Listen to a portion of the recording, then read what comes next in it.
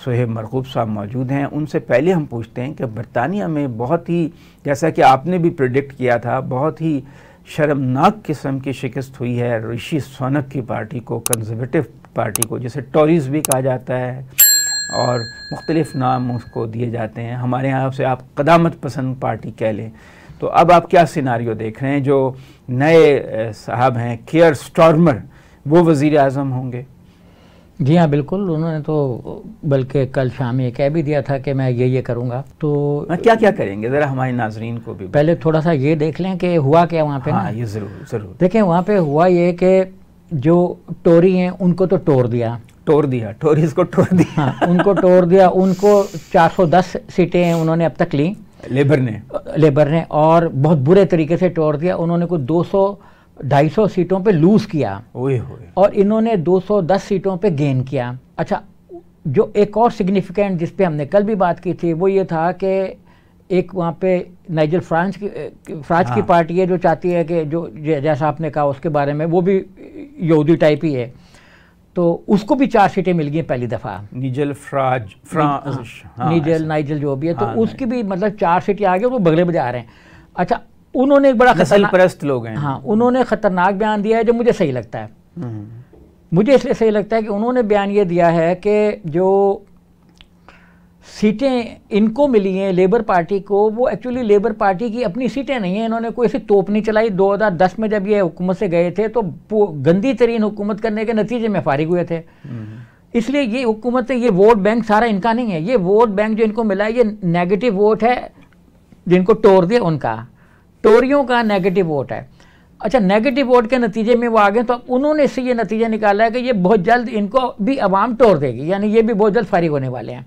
ये मुझे लगता सही है कि शायद ये भी टेन्योर पूरा ना कर सकें। अच्छा, कुछ फिगर्स मेरे पास भी हैं, मैं आपसे शेयर करना चाहता हूँ कि ये कह रहे हैं कि जो वहाँ पे वोटिंग टर्नआउट है वो खासा कम हुआ है। कोई 15% जो है कम वोट पड़ा है पिछली दफ़ा की निस्बत। तो एक आइडिया ये है कि जो टॉरीज क़दामत पसंद वोट था वो एक बड़ी तादाद में निकला ही नहीं वोट डालने, इतने मायूस थे। लेकिन वो निकल भी जाते तो कोई तोप नहीं चला सकते थे। पिछले इलेक्शन में 66.7% वोट पड़ा था। हाँ। अब भी कोई इतना मेजर फर्क नहीं है क्योंकि उनके डिफीट का मार्जिन बहुत ज़्यादा है। देखा ना, इस वक्त जो हम बात कर रहे हैं यहाँ पे, ये बात कर रहे हैं जिन पे लीड है, अभी रन ऑफ इलेक्शन में जीतने हैं। इस वक्त जब हम बात कर रहे हैं तो कोई तकरीबन 70 के करीब हैं कि जिनकी लीड इतनी है कि वो मतलब जीत चुके हुए हैं, जिनके 51% का सारा जो एक रिक्वायरमेंट है वो पूरी हो गई है। बाकी जो 501 सीट्स हैं वो अभी रन ऑफ इलेक्शन में होना है और उनमें रन ऑफ वहाँ भी होता है। हाँ जी, तो वो अब उसमें आगे कैलकुलेशन होंगे। कहते हैं पिछली बार 67% वोट टर्नआउट था, 66.7%। अच्छा, और अब 54%। हाँ, तो ये 13% का डिफरेंस। हाँ, लेकिन ये उनका जो जीत का मार्जिन है वो इससे ज़्यादा है। जो मतलब ये कह रहे हैं ना कि आप वोटर नहीं आया होगा, वो आ भी जाता तो वो कोई तोप नहीं चला सकता था। अच्छा। और उनको देखें, उनको ये मायूसी हो गई थी कि हमने अगर टोरी पार्टी को वोट दिया तो ये कुछ कर नहीं सकेंगे, इसलिए उन्होंने निकलना भी नहीं था। क्योंकि उन्होंने डेमोक्रेट्स को, रिपब्लिकन्स को, लेबर को, SNP को, किसी पार्टी को वोट नहीं देना था, अदर पार्टी को भी वोट नहीं देना, वो आए नहीं बेचारे। तो वो अगर आ भी जाते तो कुछ टर्नआउट ऐसे ही रहना था। हाँ, हो सकता है कि ये जो इनकी इतनी इबरतनाक शिकस्त है, ये थोड़ी सी नाक शिकस्त होती, इबरत निकल जाता। अच्छा, वो जो आप जिनकी बात कर रहे हैं ना, नाइजल की, उनकी जो पार्टी है उसको वोट परसेंटेज में बहुत मिले हैं रिफॉर्म यूके पार्टी को, 14%। हाँ, 15-14%। वो यही तो कह रहे हैं, हाँ वाओ इतना वोट ले गया मैं, यही वो कह रहे हैं। जो लिब डेम्स जिनका बड़ा था कि लिबरल डेमोक्रेट्स जो हैं वो शायद कोई दफा ज्यादा उनकी वो मामला उन्होंने सवाल किया, उनका सवाल हो गया, उनको सिर्फ 12% पॉपुलर उन्होंने सवाल किया। तो गेनर्स जो है ना, मेन 2 हैं ये, और ये दोनों एक्चुअली एक खास उसको रिप्रेजेंट करते हैं। लेबर पार्टी, जैसे उन्होंने कहा, नाइजर से मैं इत्तेफाक करता हूँ क्योंकि उन्होंने पहले ये कह दिया था कि हमारी पार्टी ये फर्स्ट इलेक्शन, देखें वो पहले 4-5-6 दफ़ा खड़े हुए हर बार हार गए, जमाना जब्त होगी कहीं। तो अब वो इसे तो बगले बजा रहे हैं कि मैं जीत गया हूँ, 4 जीत गया, अभी तक हो सकता है मे भी उनका 1-2 और भी जीत जाए। लेकिन परसेंटेज के हिसाब से बड़ा वोट मिल गया। परसेंटेज के यानी 14%, लिब डेम्स को 12%। हाँ, जब हम फार राइट का राइस की बात करते थे, तो हम कई महीने से ये बात कर रहे हैं ना, तो हम वोटिंग परसेंटेज पे बात कर रहे थे, सीट पे नहीं कर रहे थे। अभी भी जब हमने यूरोपीय इलेक्शन के, यूनियन के इलेक्शन की बात की, तो भी हमने सीटों के परसेप्शन पे बात नहीं की। वो तो उन्होंने उतना गेन नहीं किया, लेकिन वोटों के हिसाब से उन्होंने गेन कर लिया। अब जो फिगर्स आ रहे हैं कि जो लेबर पार्टी है उसको 34% वोट मिले हैं, और जो कंजर्वेटिव पार्टी जो हारी है उससे 24%, 10% का गैप है उसमें। नहीं, 34 मिले हैं, लेकिन ये कि अभी ये टोटल काउंट अभी होना है ना। हाँ। तो ये आगे बढ़ जाएगा थोड़ा सा, और लेबर पार्टी के वोट इससे थोड़ा ज़्यादा निकल आएंगे, उनके हिसाब किताब होगा तो। और मे भी कि ये टर्नआउट अभी जो वो कह रहे हैं इसमें कुछ थोड़ा सा फ़र्क भी आ जाए। हाँ, ये भी हो सकता है। तो अब असल में ये है कि जो असल इम्तहान है वो लेबर पार्टी का अब शुरू होना है। आपने जैसे कहा जेरेमी कॉर्बन, उसका जीतना, ऋषि सुनक का हारना, उसके बाद ऐसे ऐसे मेजर कैंडिडेट्स हार गए जिनकी कुछ तो कोई नहीं थी। तो यूरोपियंस जो हैं वो पूरा बदल गए। अब आप देखें ना कि सादिक साहब वहाँ पे मतलब मुसलसल जीत ही रहे हैं। मतलब एक साहब एक बात मैं आपसे अर्ज करना चाहूँगा, माफ़ी आप थोड़ा सा एक जुमला कर लो। जरूर। एक तरफ तो हम ये कह रहे हैं ना कि बरतानिया में जो एक फार राइट है वो छा रहा है, और वो इमिग्रेंट्स और एंटी बढ़ रहा है, जैसे ला पेन आहिस्ता आहिस्ता फ्रांस में।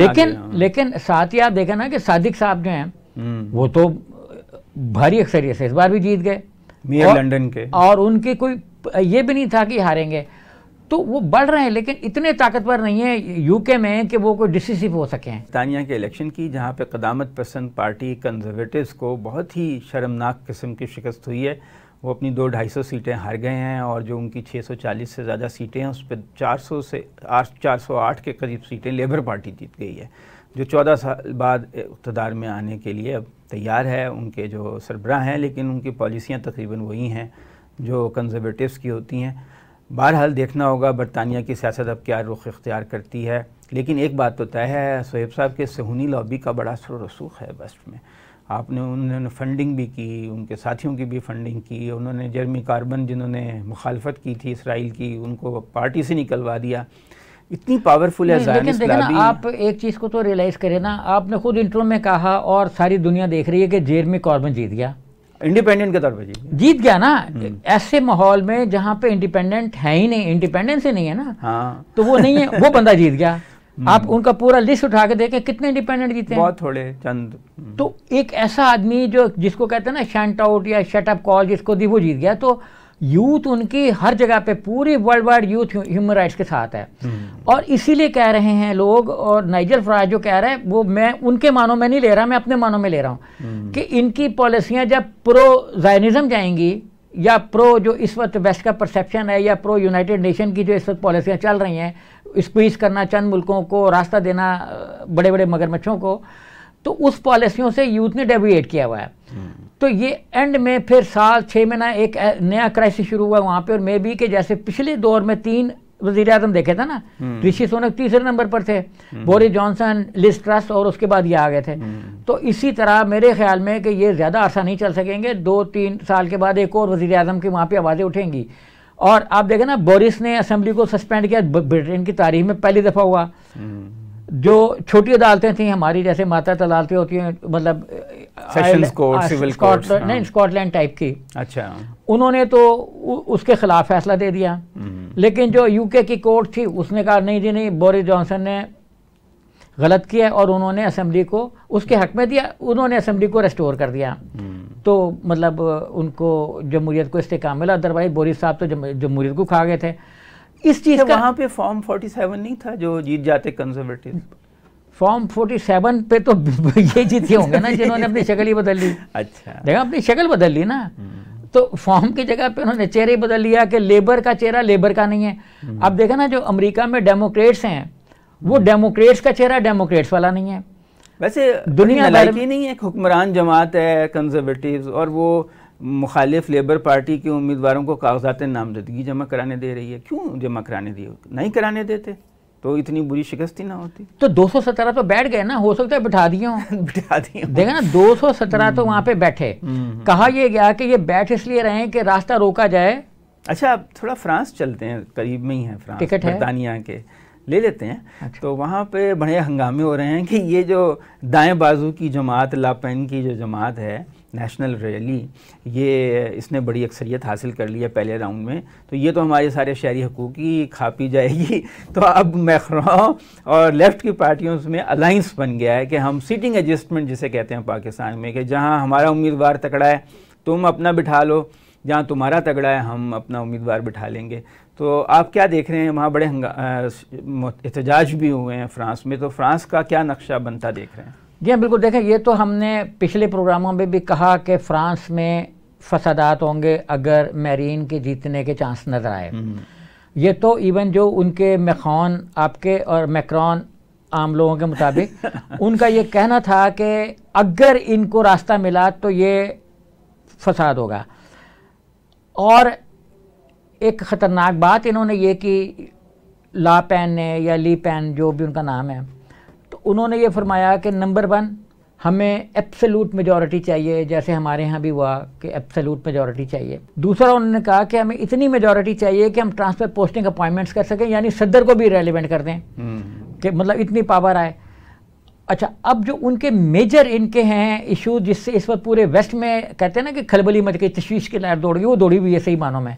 जो सबसे ज़्यादा तशवीश की लहर दौड़ी हुई जर्मनी में, क्योंकि जर्मनी को नज़र आ रहा है कि अगर वहाँ का जो फार राइट है उसकी वजह से जर्मनी के अंदर का फार राइट स्ट्रांग होगा। हाँ। और जर्मनी की जो पॉलिसी है उसके साथ तसादुम है, और उनकी तो पुरानी ट्रेडिशन भी है फार राइट की, हिटलर वगैरह हाँ, की, वो अल्टरनेट हाँ, एक बनी हुई है जमात, AFD बनी हुई है। तो उनका तो मतलब तसादुम है वैसे ही है, तो और मतलब उनको अपनी सूरत खतरा है। यूरोप में इतनी इनलाइटनमेंट है, तालीम है, मगर वो फिर नस्ल परस्ती की तरफ जा रहे हैं, ये समझ नहीं आती बात। वो यूरोप है ही नस्ल परस्त, किसने कहा? तालीम ने नस्ल परस्ती को ख़त्म कर दिया।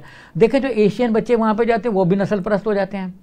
देखना, जब वहाँ पे वो ये कहते हैं कि ये फलाना निजात आदमी ने ये कर दी एक्टिविटी, भाई पढ़ा लिखा तो तुम्हारे पास, यहाँ तो पढ़ा ही नहीं, तो पला बड़ा भी वहीं, परवरिश भी वहीं, सारा कुछ वहीं पे हुआ, पला बड़ा परवरिश हुई, अंडे भी वहीं खाए, डब रोटी मक्खन, कोई गलत काम हो जाए तो हम पे तो कहते जी ये तो फलाना निजात मुल्क से आ गया, ये तो ये वाला शहरी है। जब तक वो नासा में लगा होता है, वो कुछ और कर रहा होता है, कहीं वो अच्छा काम कर एक्टिविटी कर रहा होता है, पुलिस की उसको प्राइड ऑफ परफॉर्मेंस वहाँ वाला जो वो दे रहे होते हैं, तो फिर वो कहते हैं ये तो यूएस वो है, यूएस सिटीजन, हाँ यूएस है जी ये तो। लेकिन ये देखिए कि नस्ली जज्बा इतना स्ट्रांग होता है कि तालीम, तरक्की, तहजीब उसको दबा नहीं सकती।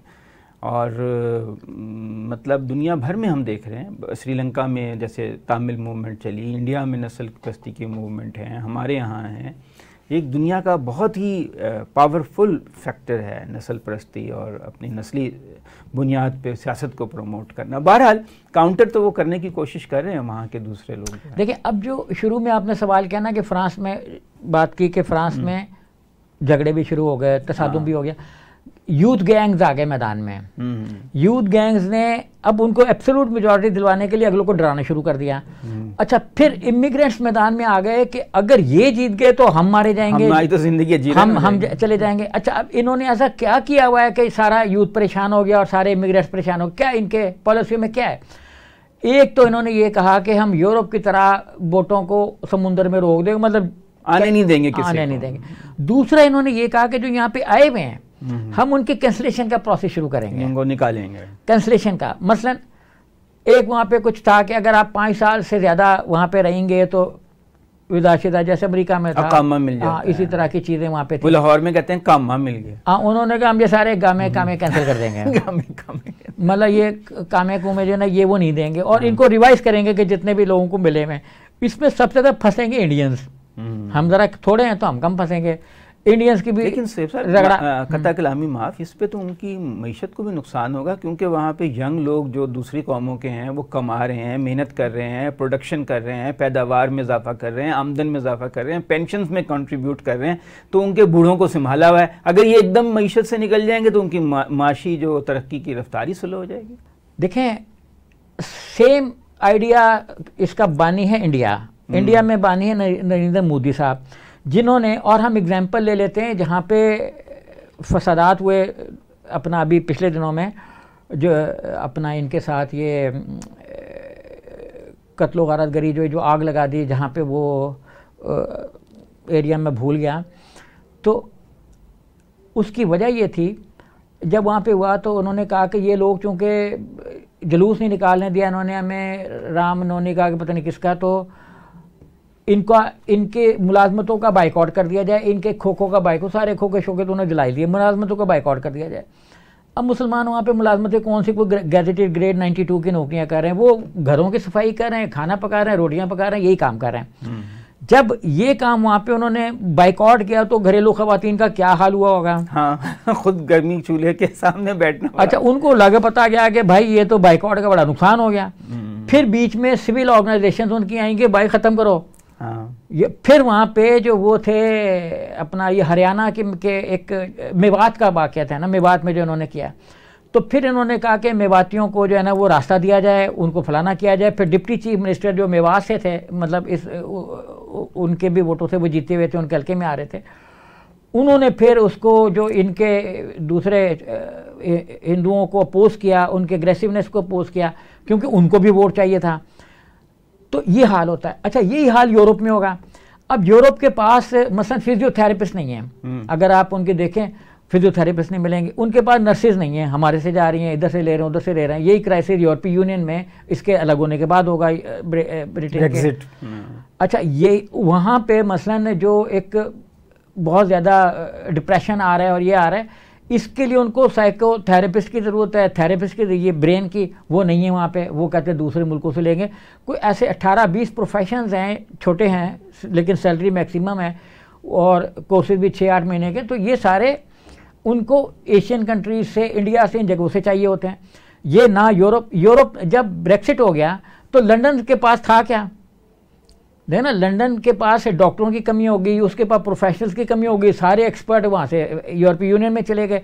फिर उन्होंने कहा हम थोड़ा सा ट्रेड कर लेते हैं, थोड़ा सा मिक्स कर उन्होंने कहा नहीं, जब हो गया तो हो गया, साइन हो गया, ब्रेक्सिट हो गया, नो मोर, अपना एक्टिविटी अब इस तरह की कोई नहीं होगी। तो वो जब अमेरिका ने पाबंदी लगाई मुसलमानों पर, डोनाल्ड ट्रंप साहब आए तो उन्होंने 6 मुल्कों को कहा कि 5 को कि हम तुम्हारी फ्लाइट्स नहीं लेंगे। उनकी अपनी एरोप्लेन बैठ गई। जब उनकी एयरलाइन बैठ गई तो ट्रंप साहब ने कहा नहीं, ये तो काम बड़ा ख़राब हो गया, हमें मुसलमान मुल्कों ने कहा था तो हम पाबंदी को फारिग कर रहे हैं। उनको पाबंदी हटाना पड़ गई। फिर उन्होंने कहा वीज़े नहीं देंगे। जब वीज़े उन्होंने कटेल तो किए, क्योंकि देखें अमेरिका में ये कि वहाँ पाकिस्तान से नहीं लेंगे, बांग्लादेश से ले लेंगे, इंडिया से ले लेंगे, फिलिपाइन से ले लेंगे, तो जॉब्स तो वहाँ पे हो जाएंगी। लेकिन मसला आ गया पैसों का, मसला आ गया कि जी कौन कौन सी जॉब्स में उनकी एक्सपर्टीज़ है, कौन सी जॉब में नहीं है। तो अमेरिका में चीज़ें महंगी, जब चाइना का बाइकआउट किया अमेरिका ने, तो वहाँ तो महंगाई हो जाएगी, तो हो चुकी है ना। अब देखें कंज्यूमर आइटम अमेरिका कहाँ बनाता है? कहते हैं क्रिसमस नहीं मना सकते जब तक वहाँ से वो सामान ना आए चाइना। अमेरिका का प्रॉब्लम ये था कि अमेरिका सुई तो बनाता नहीं, अब शायद बनानी शुरू कर दी हो।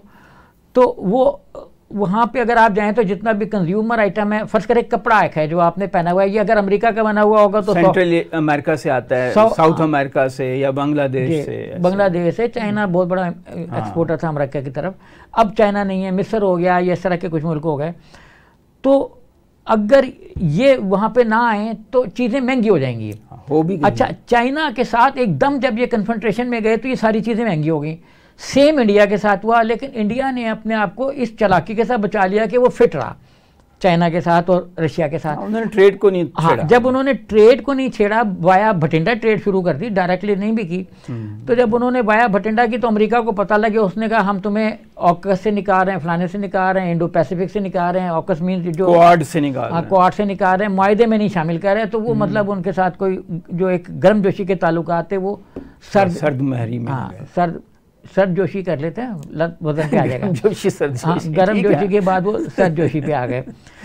तो पाबंदी लगा देते हैं नस्ल परस्त, बाद में रोते भी हैं। इमिग्रेंट्स को वो जब भगाएंगे तो ये जो इमिग्रेंट्स वहाँ पे हैं ये छोटी मोटी जॉब भी कर रहे होंगे, उनका स्टोर का सिस्टम कोलैप्स हो जाएगा, उनका जो ये पेट्रोल पंपों का मीशत में ये कंट्रीब्यूशन है। जैसे हमारे पख्तून भाई जो हैं कराची की मीशत का बड़ा लाजमी जुज़ हैं, अगर ट्रांसपोर्ट ख़त्म हो जाएगी कराची का तो स्टैंड स्टिल पे आ जाएगा। इसी तरह हमारे लाहौर में भी बहुत से काम ऐसे हैं जो पख्तून कर रहे हैं वहाँ से आए हुए, अगर उनको यहाँ से वो किया जाए तो यहाँ पे भी मामला। अफ़गान महाजरीन भी इवन यहाँ पे चीप लेबर इस वजह से है कि अफ़गान बहुत लेबर कर रहे हैं। तो ये इतना सिंपल नहीं होता कि आप किसी जज्बात में आके कहें जी आप सब निकल जाओ तो फिर आपको नुकसान नहीं होगा। ये तो एक सिम्बियोटिक रिलेशनशिप है कि आपको भी फ़ायदा हो रहा है, दूसरे को भी, विन विन सिचुएशन होती है। लेकिन नस्ल परस्त जो हैं जोश जज्बे में अकल से ज़रा कम काम लेते हैं।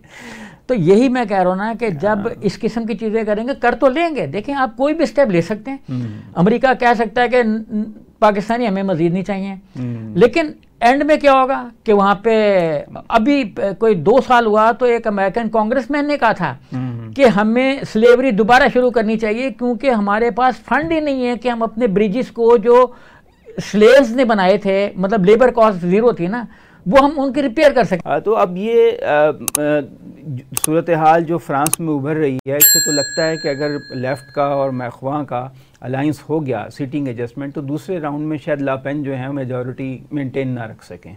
तो वो तो मेरा ख्याल है कल आप इस पे और बात करना चाहेंगे। आज हमारा जो प्रोग्राम है उसका वक्त ख़त्म हुआ है। खुदा हाफिज़, इजाज़त दीजिए।